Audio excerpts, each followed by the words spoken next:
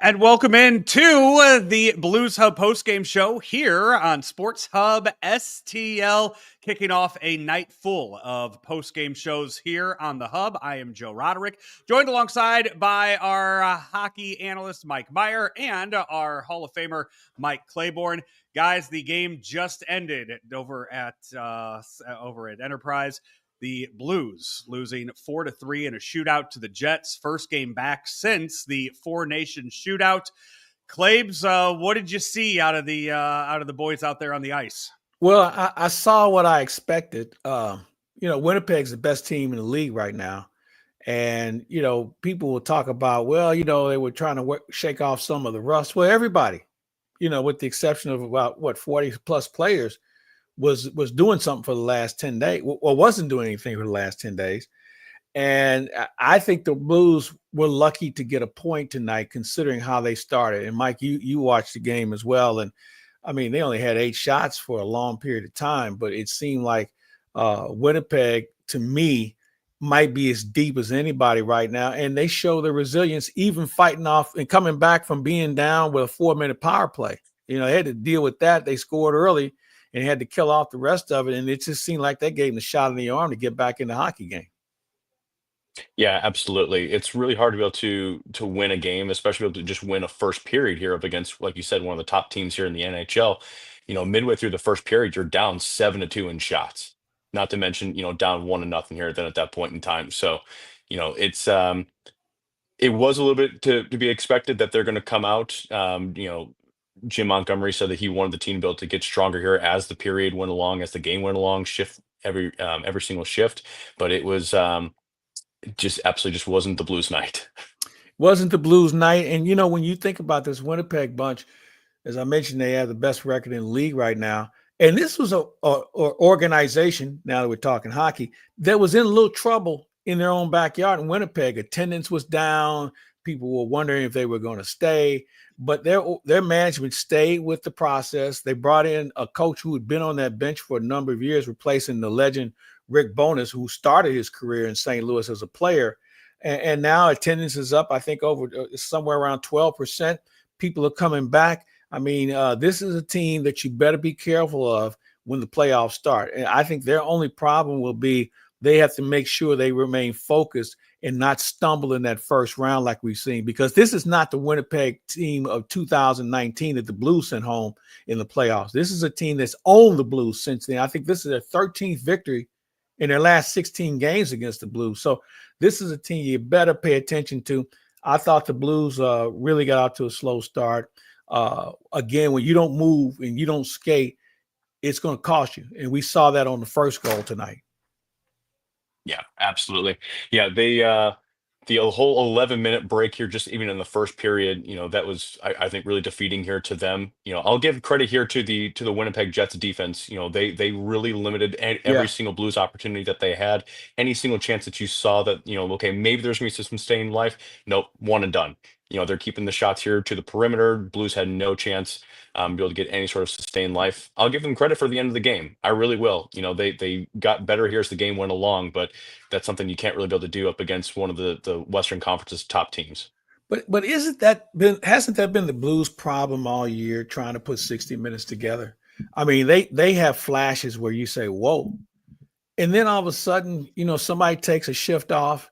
They make a bad play on their own end and somebody's not coming back. And all of a sudden they go back to being the Blues that have, been right there on the cusp. Because when you're a 500 team, like the Blues are now, they're 2 games under, it can really be frustrating as a fan, as players, as coaches. And when you think about the nucleus of this team, they're on their 4th coach. Okay, so when you think about some of the guys that have been part of, and I know they were part of the Stanley Cup team, but they're on their 4th coach. So it's not coaching.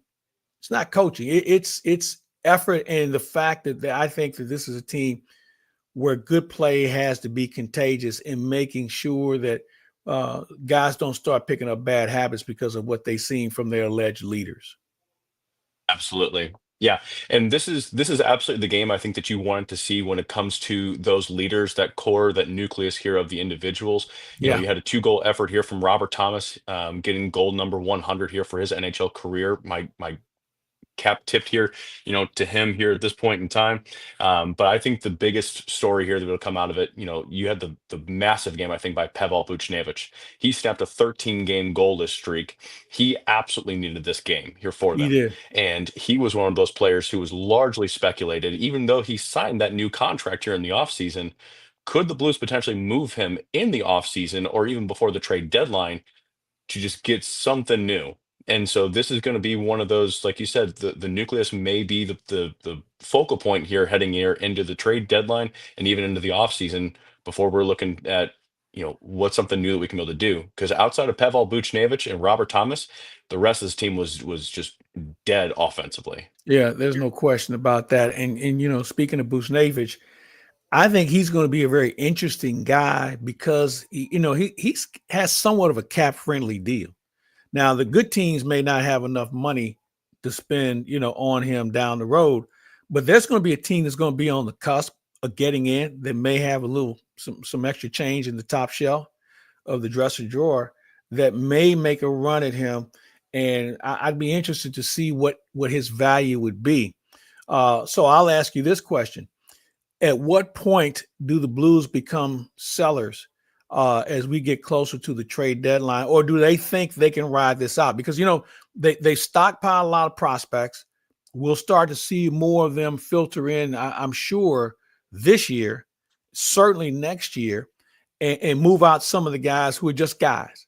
So at what point do you think they'll have to start to think about moving some of their possessions as far as professional assets that people have known to be a proven player in the National Hockey League? I think Armstrong will be fooling himself to think that they're not sellers right this very second. Despite this performance here up against the Winnipeg Jets, I think it'd be very foolish to not be considering themselves sellers here right now. From what I've read and heard, is that the Blues here have been one of the most active teams here on the phones, especially during the Four Nations break. And I'm sure fielding interest here on their captain, Braden Shen, Pavel Buchnevich. I mean, really anybody here that's going to be potentially available, they want to be able to field some interest. Yeah, I don't. You know what? This is a team. When you get in this situation, you say, "Well, he's an untouchable. Or he's an untouchable." I'm not sure if they have an untouchable on this team, and I'm including everyone because we've seen a lot of players come through this organization, and I don't think they've hit the ceiling, but I don't know how much better they're going to be in this current environment. And I'm not here to start trading players, but I just think that when you look at the dynamic of this team, you have to ask yourself the question: is this guy going to be better? Is he going to lead us to the promised land? Because remember, the guys who led this team to the promised land aren't here anymore. Like the Ryan O'Reillys of the world and players like him, they've moved on in their lives and their careers. So a new breed of player who was part of that championship team, they have not made the strides I think we all expected them to make. And, it's one of those deals where do you ask yourself the question, is this as far as we can go with them? And is somebody willing to give us something else in return? Now, my question to you would be this: how many more prospects do you want to stockpile to continue this rebuild mode that they're in? I think they've got plenty of prospects that are going to be making their ways up. You've got plenty of guys here in Dalibor Dvorsky, Otto Stenberg, Alexandre Kaskiamaki down here in the AHL who are performing very, very well. Eventually, you're going to need to start making some movement up to the NHL to see what some of these guys get. The problem, though, that you run into is that a lot of these guys are in their first professional season. A lot of these guys are coming out of juniors, they're coming over from Europe, and so they're still getting used to the North American ice. They're still getting used to time over here, the shift in play. And so eventually you do have to be able to start stockpiling some NHL quality talent, but you also still, in my opinion, have to be able to make sure that you're making way for these young guys to actually come up here within those ranks. Yeah, and you know what else they ought to start stockpiling? Excuse me, Joe. I'll finish and then you can say something. Yeah. They better start stockpiling some more physical players. And I'm not talking about necessarily fighters, wouldn't be bad to have a couple standing around, but some guys who can play the body and play a heavy game. What really troubled me tonight on that 4-minute power play, they played the perimeter. They didn't have one guy that was willing to go hard to the net. And until you start having more physical players, I think you're going to be an easy team to play against. Your thoughts are welcome in the YouTube chat. Join in on the discussion here on Blues Hub Postgame. All of the postgame shows here on Sports Hub STL, brought to you by Hot Shots, who just tweeted at us, tough overtime loss. They can help over there at Hot Shots, and that's exactly where we will be at next Thursday. Mark your calendars for the night of Thursday, February 27th, for the Sports Hub STL kickoff party. The event will take place at the new Hot Shots on Lindbergh in Limay. Come out and meet the Sports Hub STL team. Enjoy great food and drink specials. The party will start at 6 o'clock as the Blues drop the puck on the road against Washington. We'll watch the game together, have a great prize giveaways, and the Blues Hub postgame show will broadcast live on site immediately following the game. That's Thursday night, February 27th, starting at 6 p.m. at the new Hot Shots on Lindbergh and Limay. Hot Shots, St. Louis is home for all the games, all the time since 1990. Find yours at hotshotsnet.com. And I believe everybody will be there except you, Claibs, as you're down in Florida. And I think we're going to be celebrating Mike Meyer's birthday that night as well over there at the all new Hot Shots on Thursday night. Jordan Binnington did not get the start tonight after he participated in the Four Nations face-off. As we kind of look and see, what as the way the teams feel about their players going there, and it's something that's going to come up next year with the Olympics and the players going there for that. Binnington not being in net after a 2-week break is something that I think the Blues probably maybe weren't too happy with. I would guess. Mike, your thoughts on that? Go ahead, Mike. I don't know if they necessarily thought that they were upset by that. Hofer came in, and he looked phenomenal. He made some absolutely spectacular saves that this game could have gotten out of hand very, very early. I think you mentioned here before, this could have been a 5-2 game very, very easily, here with some of this talent that's on the Winnipeg Jets roster. And so Joe Hofer is no stretch of the imagination, a downward step here compared to a Jordan Binnington. Binnington just has more runway, with the history here that he's had with his team. And I think Hofer is absolutely very well capable of filling in here for spot starts here for Binnington at this point. And I would think, Mike, tomorrow night, Binnington will be on the ice. I think obviously fans are going to celebrate what he was able to do. And Joe, to your point, when you sign up for these things, you're taking a risk, obviously, to participate, but it's an honor and it's something that they all accept. I don't think anybody's upset. I think the fact, if they'd have been upset had he had one of those nights where he gave up 5 or 6 goals, that would have been disappointing. Right. I'll go back to 1981 when they had the World Cup or whatever they called it back then. And that was a year Mike Liu was the Blues goaltender, Jordan Binnington's agent. And this guy was incredible that particular year. That was one of the best seasons in the history of the Blues organization. And they got to the Canada or the World Cup, and he got lit up in the championship game. I think he gave up 8 that night.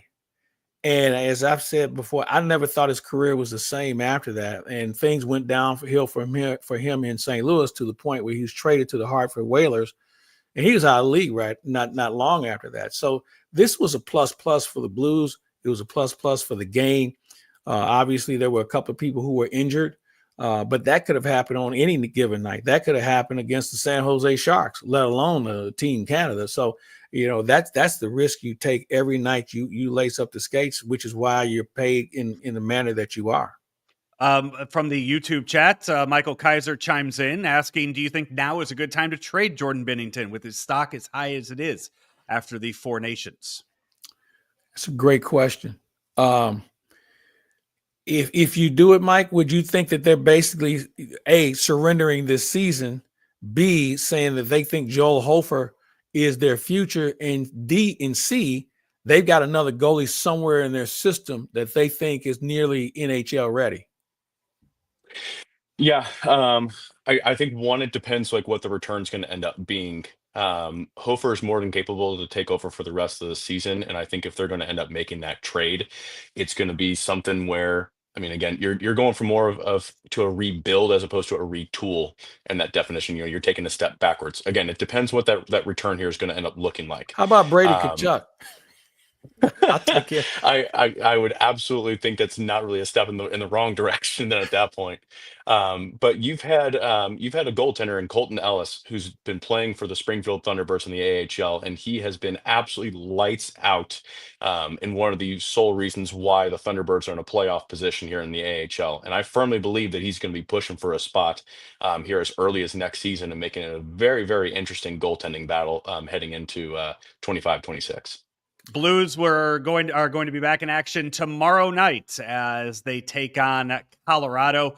Jacob Stanak and Thomas Welch will be on your post-game show for that tomorrow evening right here on Sports Hub STL. If you want to read more about the Blues, Mike Meyer has you covered there. If you head on over to sportshubstl.com, a lot of articles already up on the site for Mike. And what kind of stuff can we look forward to reading from you, Mike, coming up here? I'll have a post game recap here up not too long. From there, I'll be looking here at some different prospects, and of course, looking here forward to the trade deadline here as we come up here as well. We have two more post-game shows coming up here in just a bit. Our night is not done on Sports Hub STL. Mizzou and Arkansas are winding down. So we will have Brendan Schaefer and Kareem Rush on the post-game show there. And you have St. Louis City SC in their home opener against the Colorado Rapids. That game over at Energizer Park. And that, too, is going to be wrapping up in the next half hour or so. So lots of post-game shows coming your way here on Sports Hub STL on your Saturday night. So sit there.